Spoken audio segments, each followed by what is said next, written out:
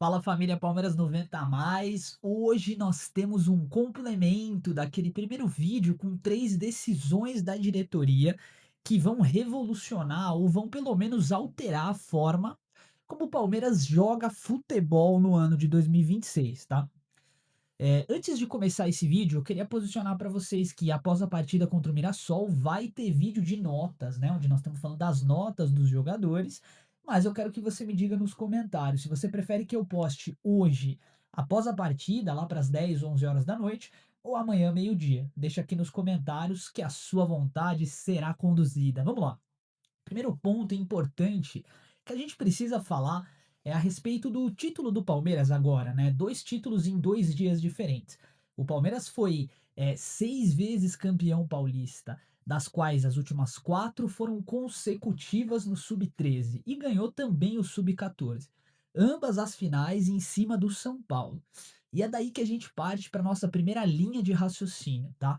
Porque se a gente falou no vídeo um que a base do Palmeiras era uma mina de ouro e um grande alavancador das receitas e finanças do clube, hoje eu vou te provar que alguns dos jogadores, inclusive, vão atuar em 2026. Todo esse envolvimento do Palmeiras na construção de uma base sólida, com jogadores consistentes e técnicos, não foi construída do dia para a noite. O Palmeiras soube estabelecer os parâmetros, parâmetros esses que fizeram com que a base do Palmeiras fosse reconhecida internacionalmente, tá?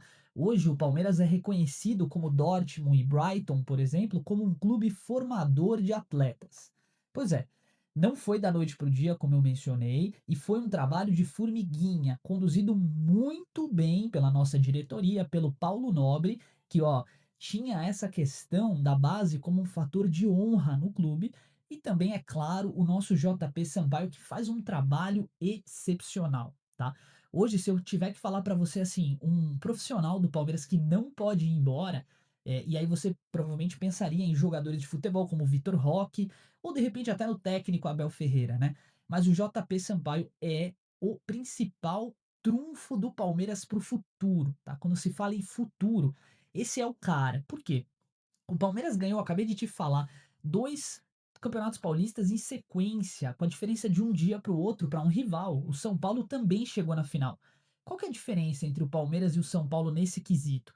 A diferença é que o São Paulo, administrativamente, está muito mal. A dívida do São Paulo é absurda e eles não estão conseguindo construir esses jogadores no profissional. Eles têm que vender cedo, porque tem conta para pagar. O Palmeiras não. O Palmeiras apresenta um superávit financeiro absurdo e nós já vamos falar disso no vídeo de hoje, né? Mas o ponto importante e crucial aqui é o seguinte: anota esses nomes aí, tá? Eric Belé, Rafael Coutinho, Larson, Gilberto, Conê e Baroni serão jogadores que atuarão em 2026. E não são só eles, tá? Esses são os que eu tenho praticamente certeza de que vão jogar. O hype que foi colocado em cima do Conê, que é um zagueiro africano, né, da Costa do Marfim, foi absurdo. Sabe por quê? Ele é tido como uma joia de alto nível, tá? Joia que recusou times como Barcelona e Arsenal para ficar no Palmeiras. Então, assim, cara, isso não é do nada, tá? O Palmeiras tem uma baita de uma estrutura. Psicólogos, nutricionistas, núcleo de performance e rendimento de alto nível, máquinas e, é claro, condição de oferecer para os garotos e para a família dos garotos algo diferente. Vocês sabem por que, que o São Paulo perdeu o Endrick na base e ele veio para o Palmeiras? Dentre alguns motivos, o principal foi o seguinte: o pai do Endrick, ele queria uma oportunidade de emprego no São Paulo, cara. E veja bem, ele não queria trabalhar como um gestor, um administrador ali na parte de escritório. Ele não tinha esse conhecimento, não, uma família muito simples, muito humilde. Ele queria um emprego, só isso. Poxa, o Palmeiras trouxe o jogador e colocou o pai do Endrick para fazer parte ali da equipe dos faxineiros, né, ou roupeiros do time, se não me falha a memória. Trabalho honesto, trabalho digno, né? Como todos nós temos aqui. E olha o que o Endrick se tornou. Olha quanto dinheiro o Palmeiras fez. Então, quando eu falo de estrutura, gente, entendam o que eu quero dizer. Eu não estou falando só de ter um bom campo de futebol para treinar ou uma boa academia para fazer exercícios, não. Eu estou me referindo a muito mais do que isso. Eu estou me referindo a pessoas. Pessoas que estão alocadas nos lugares corretos. Porque quando chegou essa possibilidade do Endrick para alguém no Palmeiras, eu não sei quem foi, eu tenho certeza que era a pessoa certa. Porque ela soube ouvir o pleito, né, o pedido do garoto, da família do garoto, e soube entender. Então, a primeira decisão estratégica do Palmeiras com relação à base é utilizá-la no profissional cada vez mais. Eu tenho uma opinião aqui. Me diz se você concorda com ela, tá? Minha opinião é a seguinte: para mim, o Palmeiras precisa, aliás, o Palmeiras não, todos os clubes do Brasil precisariam ter uma meta de valor investido na base. Do tipo assim, o teu faturamento anual é 1 bilhão de reais, beleza. 10% vai ter que ser obrigatoriamente investido na base, para a gente poder voltar a ter bons jogadores no futebol brasileiro, jogadores dignos de vestir a camisa da seleção, tá? E quando a gente para pensar, o Palmeiras não só está formando esses jogadores, mas veja, o Palmeiras colocou o time sub-17 inteiro de gancho e não deixou que eles disputassem o Campeonato Paulista, né, que estavam disputando, por uma questão de hierarquia.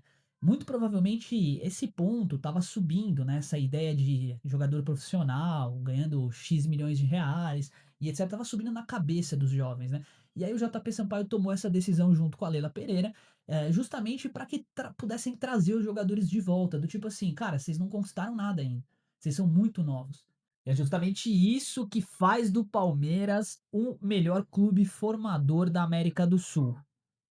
Eu quero aproveitar esse momento para dizer para vocês que eu li os comentários, os últimos comentários dos últimos vídeos, né? Teve um dos vídeos aí que deu uma viralizadinha e eu tô muito grato, tá? Acho que é o momento, profissionalmente falando, em que eu me sinto mais feliz aqui, tá? De verdade. Eu agradeço a vocês do fundo do meu coração por cada comentário, por cada segundo que vocês pararam para me responder alguma coisa, para me mandar uma mensagem. Isso é muito importante. E aquelas pessoas que mandaram comentários positivos elogiando o trabalho, obrigado do fundo do meu coração, tá bom? Quero mandar um abraço em especial pro Elton, que fez aniversário ontem, estava trabalhando, guerreiro aí, trabalhando de sábado e no aniversário. E me mandou uma mensagem aqui. Então, feliz aniversário pra você, meu irmão. Parabéns, que Deus te abençoe, viu?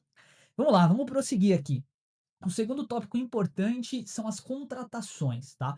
Então o Palmeiras mira, e isso é oficial, a contratação de um camisa 8 para a próxima temporada, porque entendeu que o Evangelista não vai conseguir jogar todas as partidas, não vai ter perna, né? São muitos jogos, e o Aníbal Moreno rende mais, assim como o Emiliano, jogando de 5. Então o nome da vez é o Marcel Ruiz, a gente já tem falado isso há um tempo, inclusive na última janela o Palmeiras já estava mirando a contratação dele. Fizemos vídeo para falar disso e vieram vários torcedores mexicanos aqui falar que o Marcel não ia sair se não me falha a memória, ele tá no Pachuca, né? Enfim, não iria sair do time mexicano nem a pau, tá? Tamanho carinho que eles têm por ele. É um baita de um jogador, um meio-campo técnico com um ótimo passe e com uma característica diferenciada para os camisas 8, tá? Ele joga de cabeça levantada, então ele encontra passe e quebra a linha com muita facilidade. Tanto que ele é chamado de maestro lá, né? É um 8 que também sabe jogar de 10, assim, guardadas as devidas proporções, um talento similar ao do nosso Andréas Pereira. É claro que o Andréas é muito mais bola, mas imagina os dois jogando junto, né? Palmeiras está avançando nessas tratativas e o preço, algo em torno ali de 70, 80 milhões de reais, é considerado ok para a diretoria. Imagino que ele deva fechar com o Palmeiras na próxima temporada, pelo menos eu estou torcendo muito para isso. Diversos nomes foram sondados e especulados: Hulk, Gerson, Hendrick, Gabriel Jesus. Desses todos, em princípio ninguém virá, tá? Não é oficial nenhum tipo de contratação do Palmeiras. O Palmeiras sempre negocia tudo com muito sigilo, né? E a expectativa é que de fato eles não venham. Entretanto, novos nomes vão surgir, né? Com a possível negociação, que também não deve acontecer, mas foi especulada, do Facundo Torres, né, com o River Plate. A expectativa é que viesse o Facundo Colídio no lugar dele, uma troca de atletas, né? Mas agora o Boca Juniors entrou na jogada também, que é o jogador, o que distanciou um pouquinho mais ainda essa negociação pelo Facundo, tá?